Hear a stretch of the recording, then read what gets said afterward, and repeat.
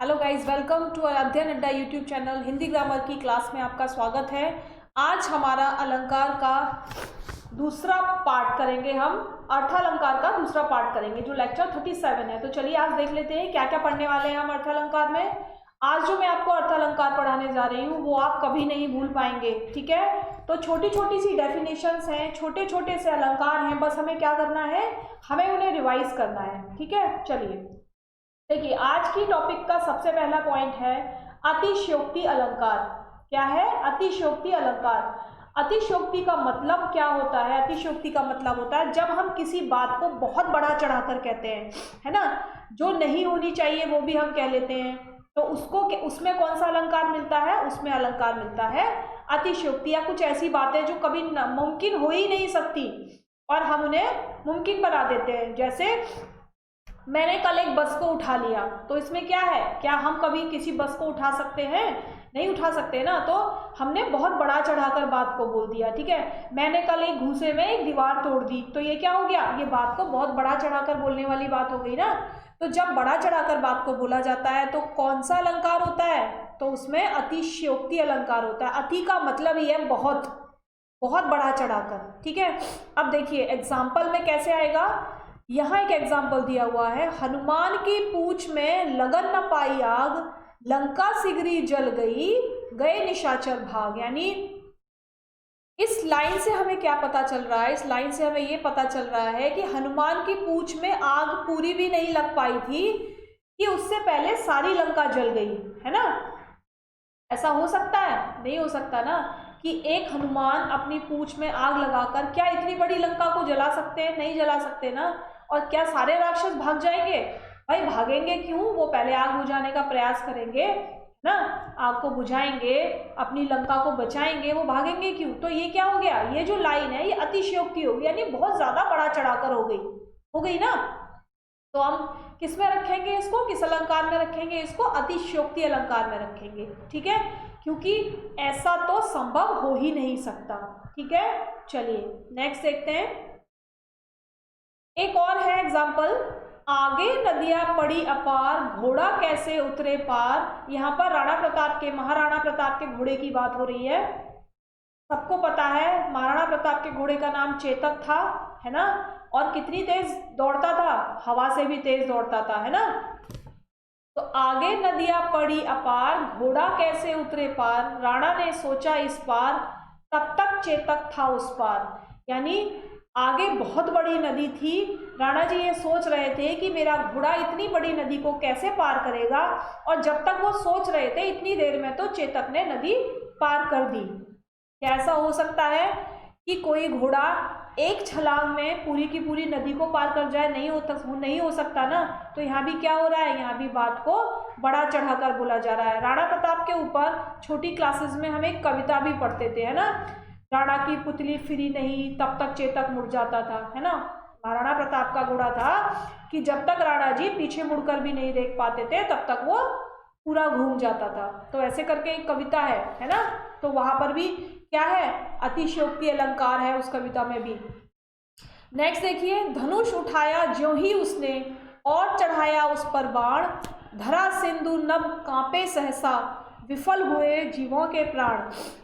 क्या ऐसा कभी हो सकता है कि कोई व्यक्ति अपने धनुष पर क्या चढ़ाए? बाण चढ़ाए, और सब कुछ हिलने लगे, कांपने लगे, जीवों के प्राण भी निकलने लगे, या वो परेशान होने लगे? क्या कभी ऐसा हो सकता है? नहीं हो सकता ना। तो इस बात को भी कैसे बोला गया है? बहुत बड़ा चढ़ाकर बोला गया है ना। श्री राम के ऊपर अगर ऐसा हम बोले कि श्री राम ने जब वो सीता से स्वयंवर के लिए गए थे तब उन्होंने क्या किया था? बहुत सारे राजा ऐसे आए थे जिन्होंने धनुष पर कमान चढ़ाकर बाण चढ़ाने की कोशिश की, लेकिन नहीं कर पाए थे। ऐसा श्री राम ने किया था। क्या उनके बाण चढ़ाने से धरती अंबर हिल गया था? क्या हिल सकता है भाई? धनुष पर बाण चढ़ाने से या धनुष पर कमान चढ़ाने से क्या कभी हवा तेज चल सकती है? क्या धरा सिंधु नभ हिल सकते हैं? नहीं हो सकता ना ऐसा। तो ये सब क्या है? ये सब अतिशयोक्ति अलंकार है, ठीक है। एक और एग्जाम्पल है, तेरी नजर झुके तो शाम ढले। भाई किसी की नजर झुकने से कभी शाम ढलती है क्या? कभी नहीं ढलती, ऐसा कभी हो ही नहीं सकता। तो ये भी क्या हो गया? ये भी अतिशयोक्ति, यानी बहुत बड़ा चढ़ाकर बोल दिया। भाई नज़र झुकी और शाम ढली, क्या सूरज डूब जाएगा नज़र झुकने से? नहीं, हमारी आंखें बंद हो जाएंगी और हमारी आंखों के सामने अंधेरा हो जाएगा, तब हमें ऐसा लगेगा कि सूरज डूब गया। सूरज असल में नहीं डूबेगा, है ना। नेक्स्ट देखो, पानी परात को हाथ छुओ नहीं, नयनन के जल से पग धोए। ठीक है, ये कौन सी पंक्ति है? ये पंक्ति श्री कृष्ण जी के लिए बोली गई है, जब श्री कृष्ण जी के पास सुदामा जी मिलने आए थे, है ना, सुदामा जी मिलने आए थे, तब एक कविता की 4 पंक्तियां हैं। कुछ पंक्तियां मुझे याद हैं कि देख सुदामा की दीन दशा, करुणा करके करुणानिधि रोए, पानी परात को हाथ छुओ नहीं, नैनन के जल से पग धो। यानी सुदामा जब उनके पास आए थे तो बहुत फटे हाल में आए थे, कपड़े फटे हुए थे, उनका जो अंगोछा था वो भी फटा हुआ था। तो उनकी इस दीन दशा को देखकर, यानी अपने बचपन के दोस्त की इस दशा को देखकर श्री कृष्ण इतने परेशान हुए कि उनके आंखों से अश्रु बहने लगे, और इतने अश्रु बहे कि उनको उनके सुदामा के पैर धोने के लिए पानी तक की जरूरत नहीं पड़ी, है ना। उन्होंने अपने आंसुओं से ही पैर धो दिए। तो ये तो संभव नहीं है कि कोई व्यक्ति आंसुओं से ही पैर धो दे, लेकिन श्री कृष्ण के लिए ये पंक्तियां बोली गई हैं कि देख सुदामा की दीन दशा, करुणा करके करुणानिधि रोए। चलो रोए तक तो ठीक है, लेकिन पानी परात को हाथ छू नहीं, नैनन के जल से पग धोए, ये तो असंभव है ना। तो ये भी क्या है? अतिशयोक्ति अलंकार में आ गया ये। ठीक है, चलिए अब चले आगे। नेक्स्ट देखिए, संदेह। नाम से पता चल रहा है जहां पर किसी काम के होने या ना होने का संदेह हो, यानी कोई हम ये तय नहीं कर पाते कि यहाँ पर ये चीज़ है या नहीं है, यानी इस चीज़ के अंदर ये है या इस चीज़ के अंदर ये है ना। तो वहाँ पर क्या होता है? वहाँ पर संदेह होता है। यानी क्या कहना चाहिए हमको यहाँ पर? जहाँ ऐसा वर्णन हो कि उपमेय और उपमान दोनों में समता देखकर ये निश्चित ही ना हो पाए कि कौन उपमेय है और कौन उपमान है, यानी वास्तव में कौन उपमेय है और कौन उपमान है। और इसी दुविधा के बने रहने की वजह से कौन सा अलंकार उत्पन्न होता है? संदेह अलंकार उत्पन्न होता है। ठीक है, अब इसके एग्जाम्पल देखें। साड़ी बिच नारी है कि नारी बिच साड़ी है, यानी यही नहीं पता चल रहा ये कब की कहावत है, ये तब की कहावत है जब 5 पांडवों ने कौरवों के साथ एक मंच पर क्या खेला था, इसको कहते हैं पासाड़, कुछ कहते हैं ना इसको, ऐसे पासा फेंक कर खेलते हैं। तो उसमें इन्होंने क्या लगा दिया था? अपनी द्रौपदी को दांव पे लगा दिया था। जब द्रौपदी को दांव पे लगाया और वो द्रौपदी को हार गए, तब क्या हुआ था? कौरवों ने कहा कि द्रौपदी की साड़ी का चीरहरण करेंगे।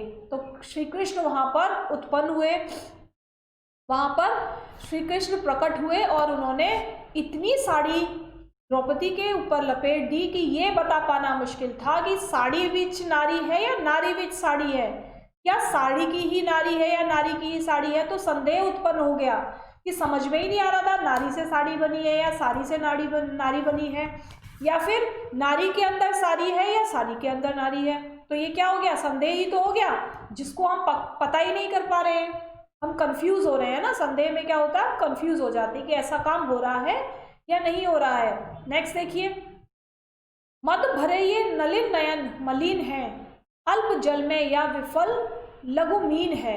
क्या मतलब है इसका? यहाँ पर उपमेय क्या है? नयन, और उपमान क्या है?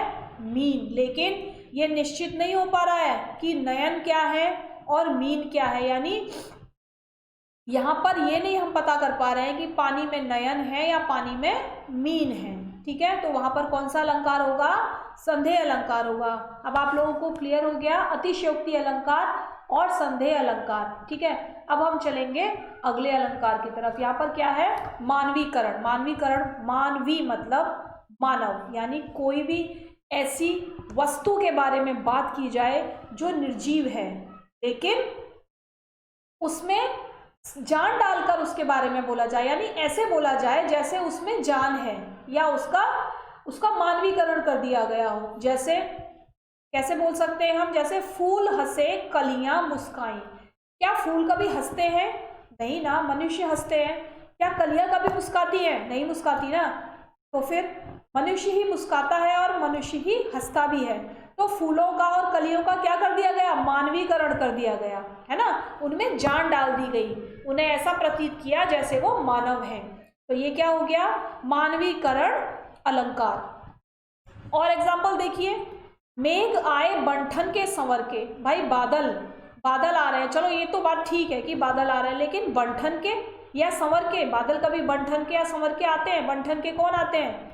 व्यक्ति या कोई महिला, है ना। तो यहाँ पर भी क्या हुआ, मेघों का मानवीकरण कर दिया गया, यानी मेघ का कंपैरिजन मानव के साथ कर दिया गया। नेक्स्ट देखिए, मेघमय आसमान से उतर रही है संध्या, सुंदरी परी सी धीरे धीरे। भाई बादल हो रहे हैं और धीरे धीरे शाम होती जा रही है, और जो शाम है वो कैसे हो रही है या कैसे आ रही है नीचे? सुंदरी की तरह। क्या शाम कभी सुंदरी की तरह आ सकती है या परी की तरह आ सकती है? नहीं आ सकती। तो संध्या का क्या कर दिया, यहाँ पर संध्या का मानवीकरण कर दिया, है ना। तो ये भी क्या हो गया, मानवीकरण अलंकार हो गया। नेक्स्ट देखिए, उषा भोर सुनहरे तीर बरसाती, जय लक्ष्मी सी उदित हुई। यानी सुबह कैसे उदित हो रही है? तीर बरसाती हुई। क्या सुबह कभी तीर बरसा सकती है? नहीं बरसा सकती, नहीं बरसा सकती ना। तो ये भी क्या कर दिया, इसका क्या कर दिया, मानवीकरण कर दिया उषा का। उषा यानी सुबह का मानवीकरण कर दिया, है ना। चलिए नेक्स्ट देखते हैं, भ्रांतिमान। भ्रांति मतलब शक होना, यानी किसी चीज का कहीं पर भ्रम होना। भ्रांति मतलब भ्रम। संदेह और भ्रम में थोड़ा सा डिफरेंस है, बहुत ज्यादा नहीं है। संदेह में ये होता है कि हम ये नहीं डिसाइड कर पाते कि ये चीज उपमान है या ये चीज उपमेय है, कौन उपमान है और कौन उपमेय है। लेकिन भ्रांति में एक चीज को गलत मान लिया जाता है, वो चीज वहां पर प्रकट नहीं होती, लेकिन फिर भी उसको वास्तविक मान लिया जाता है कि ऐसा वहां पर है। जैसे गर्मियों में जब हम रोड पर चलते हैं तो हमें आगे पानी पानी जैसा प्रतीत होता है, लेकिन पानी नहीं होता। जब हम आगे पहुंचते हैं तो क्या होता है, पानी नहीं होता। लेकिन दूर से जब देखते हैं तो क्या पता चलता है कि पानी है। तो दूर से जो पानी हमें दिखाई देता है वो क्या है, वो भ्रांति ही तो है ना, वो हमारी भ्रांति है। तो इसीलिए ये कौन सा अलंकार है, भ्रांतिमान। तो क्या कहते हैं भ्रांतिमान में, जब किसी वस्तु में अन्य वस्तु का कुछ सादृश्य होने के कारण भ्रम हो, यानी कुछ ऐसा प्रतीत हो रहा है कि ऐसा कुछ वहां पर है और ऐसा प्रतीत होने लगे कि वह अवास्तविक वस्तु ही है, जबकि वास्तव में वस्तु है ही नहीं, तब क्या होता है, भ्रांतिमान। यानी हमें लग रहा है वहां पर कुछ रखा है। जैसे रात में छोटे बच्चे कभी कभी ये देखकर डर जाते हैं, जब उन्हें कोई अंधेरा दिखाई दे या किसी प्रकार की परछाई दिखाई दे तो वो क्या कहते हैं बच्चे की, मम्मी भूत, है ना, भूत कहते हैं ना। लेकिन क्या वहां पर भूत होता है, नहीं होता ना। तो बच्चों को क्या होता है, बच्चों को भूत होने का भ्रम होता है। तो वो भी क्या हो गया, भ्रांतिमान हो गया कि ऐसा है नहीं लेकिन प्रतीत हो रहा है, और मान लिया उसको कि वहां पर तो भूत है। क्यों, क्योंकि वहां पर परछाई दिखाई दे रही है। अब वो परछाई किसी की भी हो सकती है, वो परछाई पर्दे की हो सकती है, दरवाजे की हो सकती है, बाहर कोई पेड़ लगा है उसकी रोशनी में से बीच में से परछाई आ रही है ना। तो बच्चे तो क्या समझेंगे, नहीं मम्मी भूत है वहां पर तो, है ना। अब यहाँ देखिए एग्जाम्पल देख लेते हैं। बिल विचार कर नाग शुंड में घुसने लगा विषैला सांप। क्या हुआ, बिल समझकर, यानी ना किसकी, हाथी की सूंड को बिल समझकर नाग उसमें घुसने लगा, यानी एक सांप उसमें घुसने लगा, ठीक है। और हाथी क्या सोचने लगा, हाथी उसे ईख समझने लगा कि अरे ये तो काली काली ईख है। उसको उसने कहाँ उठा लिया, उसको उसने अपनी सूंड में उठा लिया, है ना। नाग ने क्या समझा, जो हाथी की सूंड है वो बिल है, और हाथी ने क्या सोचा कि ये तो काली ईख है, क्योंकि हाथी को ईख बहुत पसंद होती है, बहुत खाता है हाथी। अगर ईख के खेत में घुस जाए हाथी तो बस खेत का खेत नष्ट कर देते हैं हाथी मिलकर, इतनी पसंद उन्हें ईख होती है। तो उसने क्या सोचा, ये काली ईख है, मैं इसको खा लेता हूँ। तो उसने उसको अपनी सूंड में उठा लिया। तो यहाँ पर क्या हो गया, भ्रांति हो गई ना दोनों को, नाग को भी भ्रांति हुई और हाथी को भी भ्रांति हुई। तो क्या हो गया, ये भ्रांतिमान अलंकार हो गया। नेक्स्ट देखिए, फिरत घरन नूतन पथिक, चले चकित चित भाग, फूल्यो देख पलास वन, समूहे समुझी दवाघ। क्या है, पलास के फूल जो होते हैं वो लाल रंग के होते हैं, और इस तरीके के लाल होते हैं कि अगर दूर से उनको देखा जाए तो ऐसा प्रतीत होता है जैसे आग लगी हुई है कहीं पर, है ना। तो लेकिन आग लगी तो नहीं होती। जब बहुत दूर से किसके फूलों को, पलाश के फूलों को देखा जा रहा है तो कैसा प्रतीत हो रहा है, जैसे जंगल में आग लगी हुई है। और जो व्यक्ति उसे देखता है वो वहां से भ्रम में भाग जाता है कि अरे जंगल में तो आग लग गई, हमें आगे नहीं जाना चाहिए, अब हमें वापस लौटना चाहिए, क्योंकि इस आग से अब हम नहीं बच पाएंगे, सारा का सारा जंगल जल जाएगा। लेकिन होता क्या है वहां पर तो पलाश के फूल होते हैं। तो ये वाला भी जो काव्य हो गया, ये क्या होगा, ये भ्रांतिमान अलंकार हो गया, है ना। अब मुझे ये बताइए कि आज हम लोगों ने जितने अलंकार पढ़े आप लोगों को समझ में आए, क्लियर हो गए, है ना। मुझे लगता है कि आज के अलंकार तो आप लोगों को बिल्कुल क्लियर हो गए होंगे, है ना। अगर क्लियर हो गए हैं तो एक बार कमेंट, शेयर और लाइक ज़रूर करना। कल हम एक नए टॉपिक के साथ मिलेंगे। हो सकता है कल से हम 2-3 दिन तक अपना संधि का क्वेश्चन आंसर स्टार्ट करेंगे, ठीक है।